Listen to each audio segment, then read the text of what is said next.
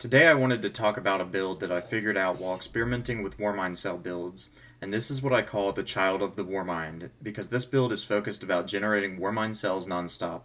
Now the three things you want to run for this build are these two mods, Wrath of Rasputin and Rage of Warmind, and at least one Warmind cell generating weapon.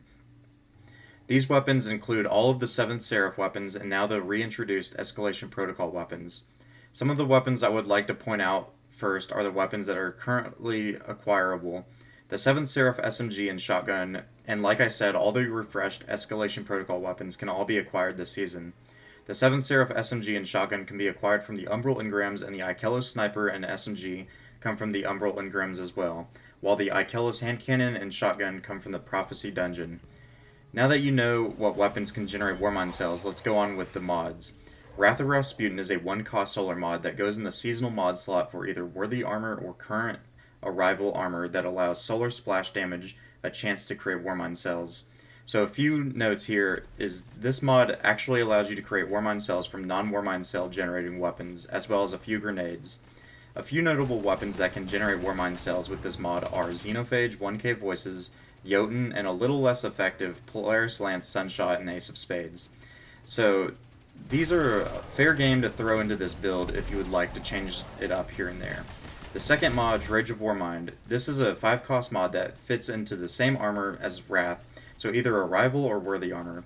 This mod makes all Warmind cells you destroy deal solar splash damage.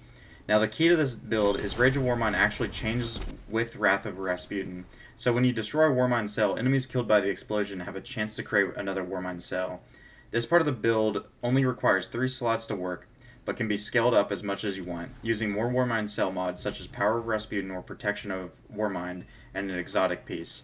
Here are my examples of builds. First up, Warlocks.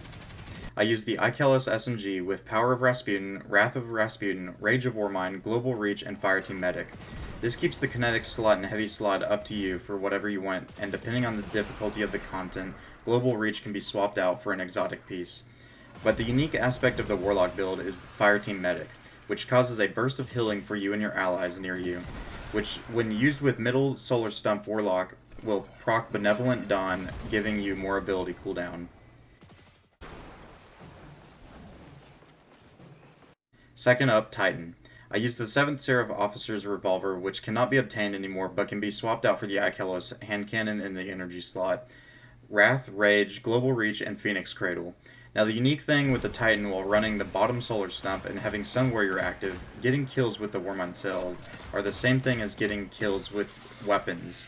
So you can change sunspots by destroying Warmind cells, and this is why I use Phoenix Cradle, to keep the Sun Warrior buff up as long as I can, and it gives the added benefit of giving allies the Sun Warrior buff.